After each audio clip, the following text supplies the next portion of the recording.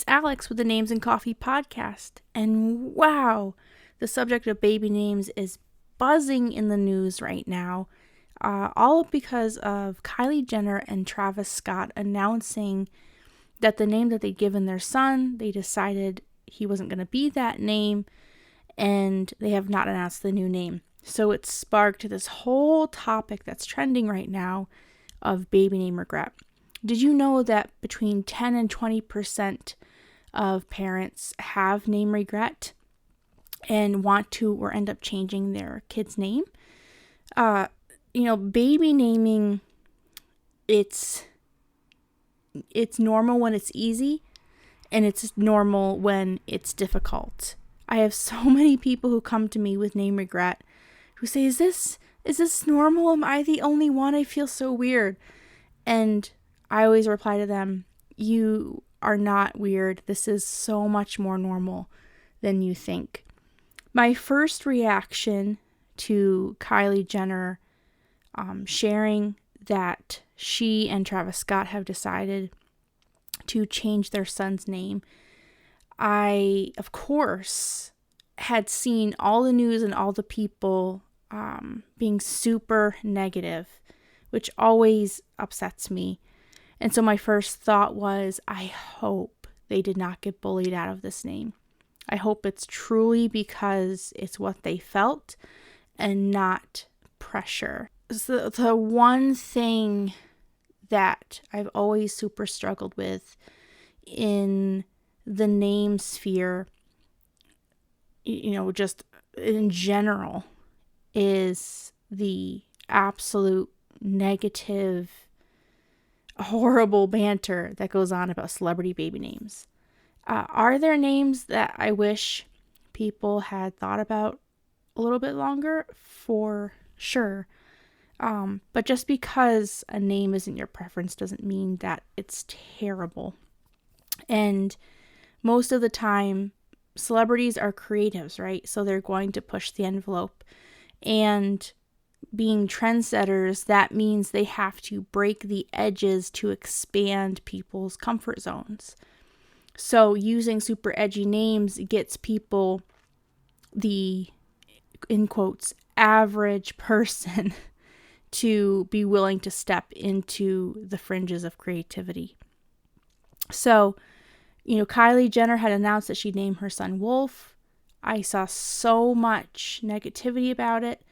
And honestly, Wolf is a super tame name. And wolves are cool. If she had named him Rhino, I would have said, well, that is interesting. And I'd love to hear the conversation around why she would have chosen that. But Wolf is not odd as a name. It's been around a very long time. And so I was sad to hear she wanted to change the name, not because I don't support her as a parent, but because I'm sad thinking that she might have been bullied out of her choice. So that all being said, I've actually been wanting to do this podcast episode for quite a few months. Last year, 2021, I got so many, I always get questions about name regret. I have for the 9 years that I've been on Instagram and the more years that I've been just in the name community in general. But this last year, I got a lot more people asking me about name regret and needing help for children who have already been around a while, not newborns, but 1, 2, 3, 4 years old. And, I'm here in the United States, so I can only speak for the US, but getting somebody's name changed is pretty straightforward. It can be a hassle, but if it's something you believe in, it's doable, especially if, if both parents are on board. It's just a paperwork thing.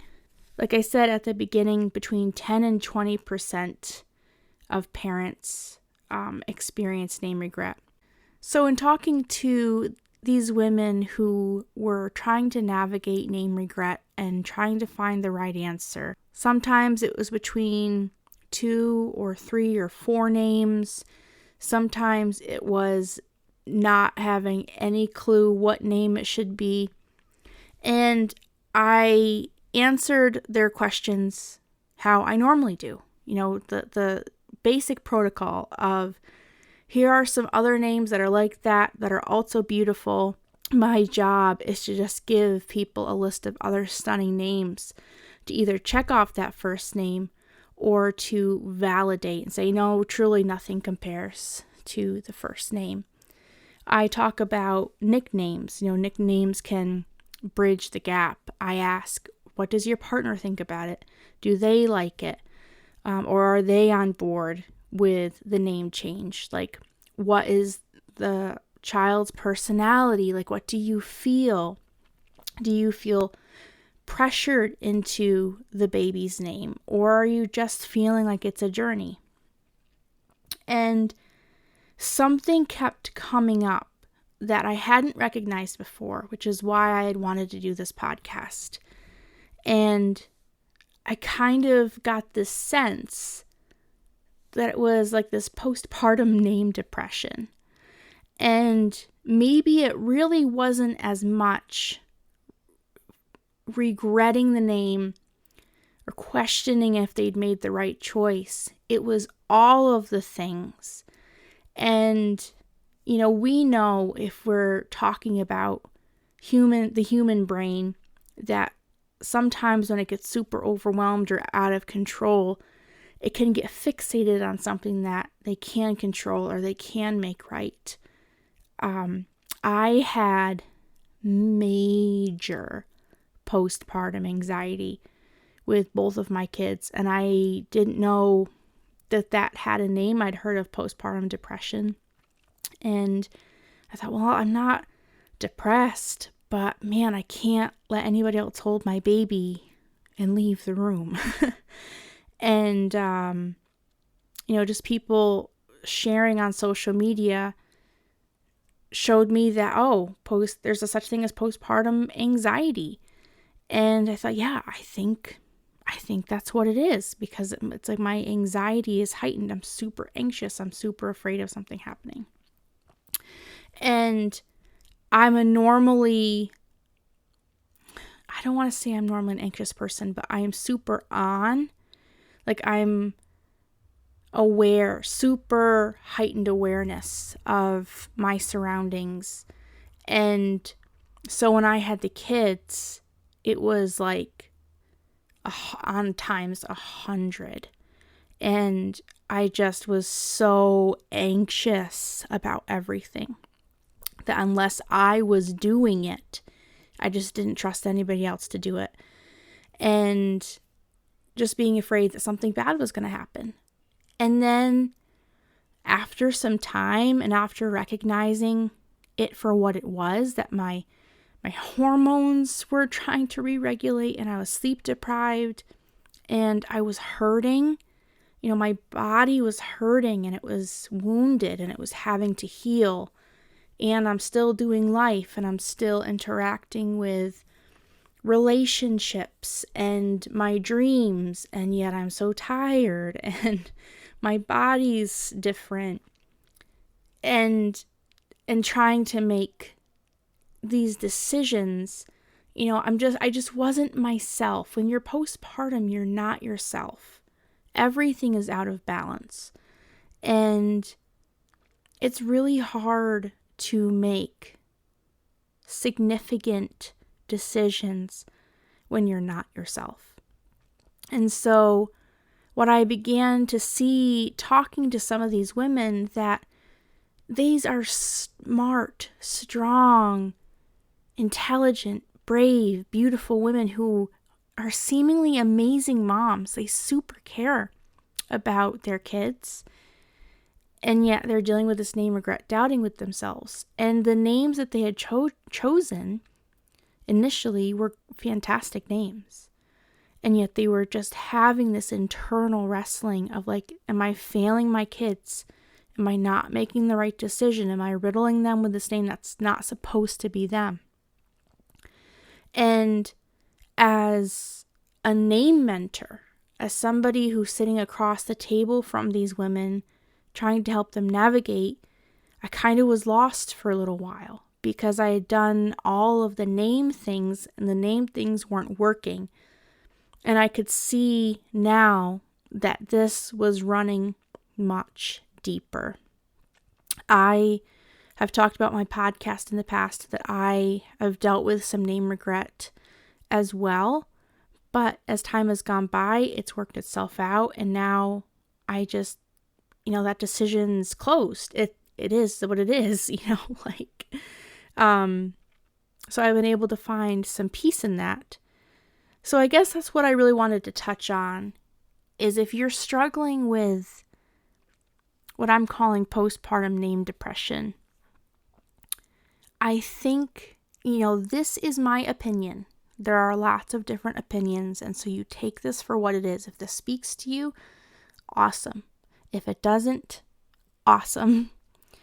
But from what I can tell, there's this postpartum name depression that really doesn't have anything to do with names. It's this deep inner, the deep inner workings of specifically mothers, of making sure that they're doing everything right, getting everything right the first time, and not failing their kids and not making mistakes and not messing up.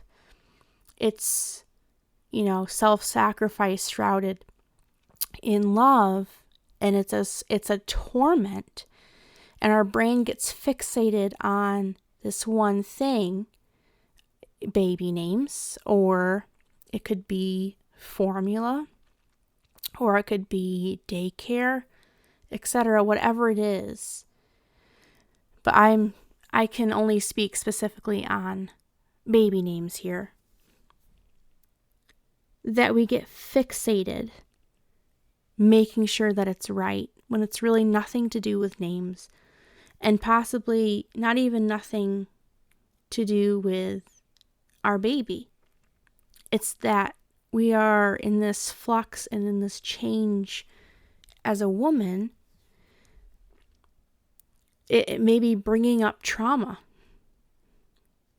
unresolved things.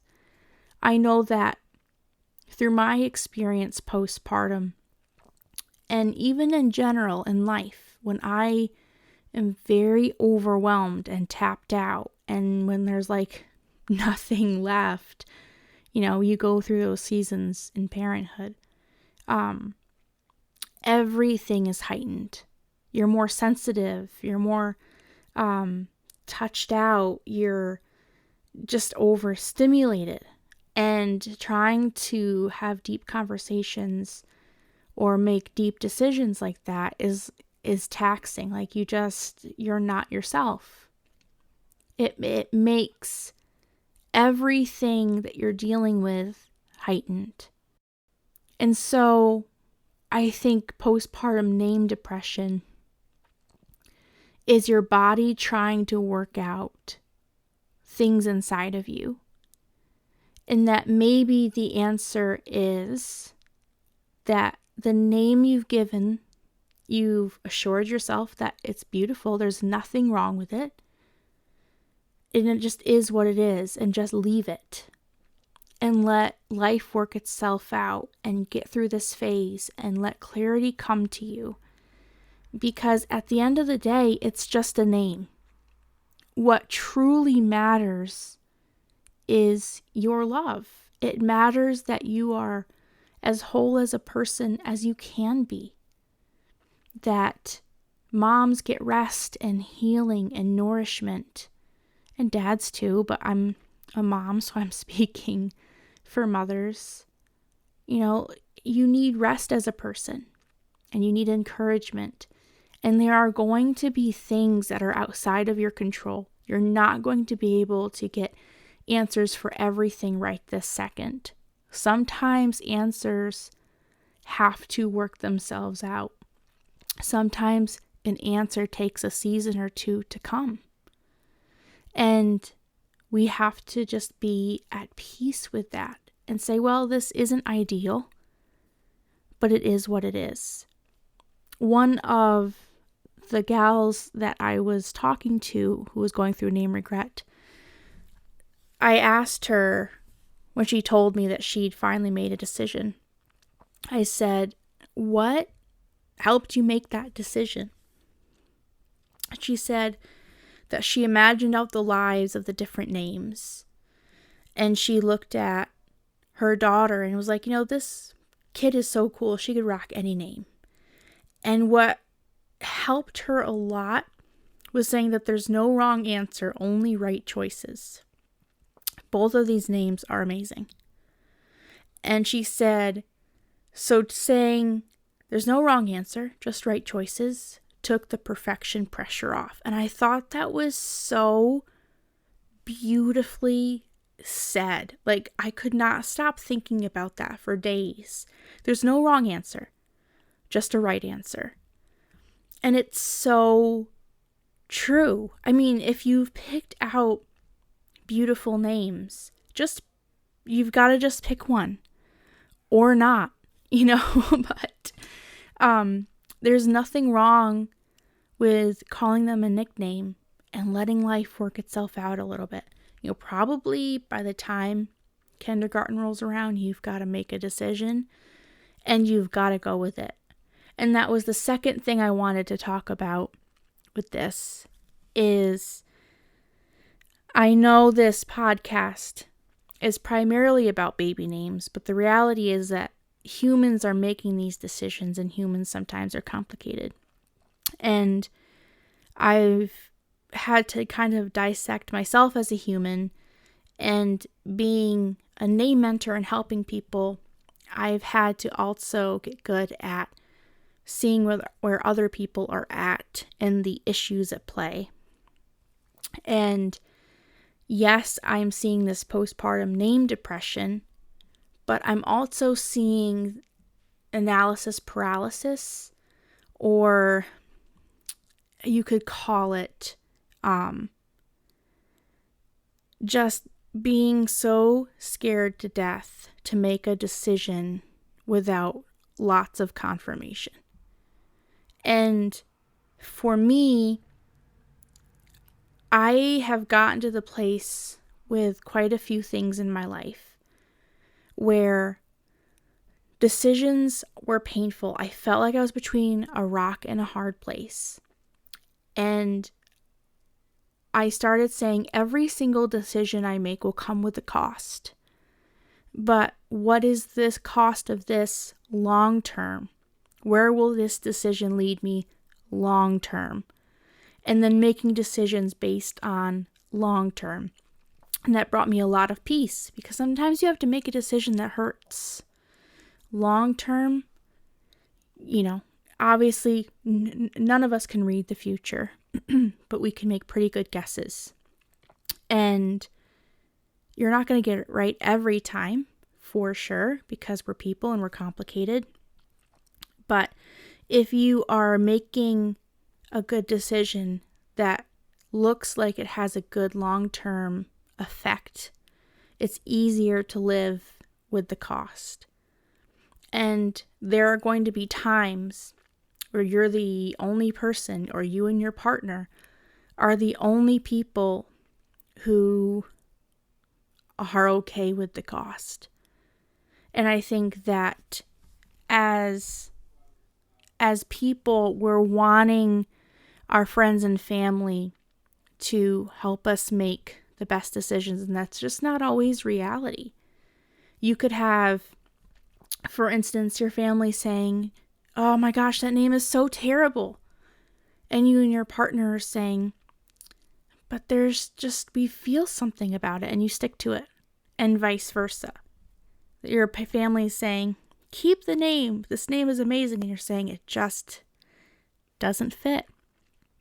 And so making sure you're not pressured into a decision is important. And also not having a lot of support for a decision is also important. I mean, obviously we need to weigh what friends and family are saying, but Everything just has to be weighed and measured, and no other decision can be as important than you and your partners. This is your child, and you're devoting your life to this child. And there's something about that mama intuition, and you're going to be the one walking it out with them. Sometimes we want the answer to be crystal clear, but a lot of times following peace means looking at the long term and not how we feel in the short term. We're also in this society that's super instant.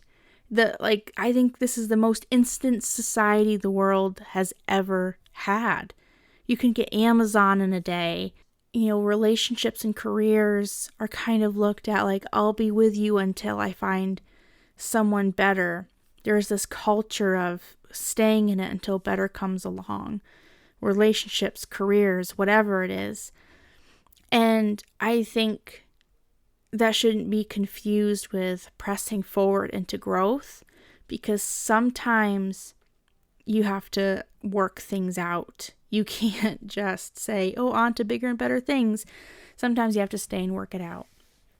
And sometimes the staying and working it out means you don't have the answer. You're just in it until it comes along. On my website, just to finish up, I sell these name worksheets. And it's basically when you are trying to narrow down your list. And on one of the pages, they're printable pages, and one of the pages I call a litmus test. And I just wanted to share it here on this podcast. If you're struggling with name regret, or just you've got a list of names and you just don't know how to narrow it down. So I talked with a bunch of my name pals with some of the questions that you need to consider when picking the final name. And so this is called the litmus test. Wikipedia says a litmus test is a question asked of a potential candidate for high office, the answer to which would determine whether the nominating official would proceed with the appointment or nomination. So on this worksheet, I have a bunch of lines to write the names and then little check boxes. And the first question is, it sounds cohesive with my last name. The initials don't mean something bad. It feels appropriate for an entire lifetime. So, yeah, it's cute now as a baby, but will it fit an adult? And also, maybe a name is a little bit big for a baby, but it's amazing for an adult. And so you compromise on a nickname through their youth. I would wear it or marry someone with it. This one catches so many people off guard, but they're like, wow, it's so true. Like, would you marry or be interested in going out on a date with somebody with that name? How does that name hit you? Would you want to wear that name? Would you want to go introduce yourself and shake somebody's hand and say that name? Are you happy with its first impression? Are you fine with its meaning? Are you a meaning person? Sometimes people literally could care less about what a name means, and then there are other people where it's like they will die on that hill of it has to have a meaning. And lastly, and maybe the very most important of all of these questions, does it feel right? So I hope that if you're dealing with name regret or name remorse, postpartum name depression, or name anxiety, whatever you want to call it, I hope that this was able to help navigate you to some peace, and maybe at least give you some things to think about. But take a deep breath. It's all going to work out. Even if it's not in the perfect ideal way that you imagined, it will work itself out. What matters the most is how much you care. You just love your babies. You love your baby. And that is so beautiful. You've given that beautiful soul so much already. You've already given them the world by loving them and meeting their needs, by opening up your heart to them. That's what some people have prayed for and never received, and you're giving that to your baby.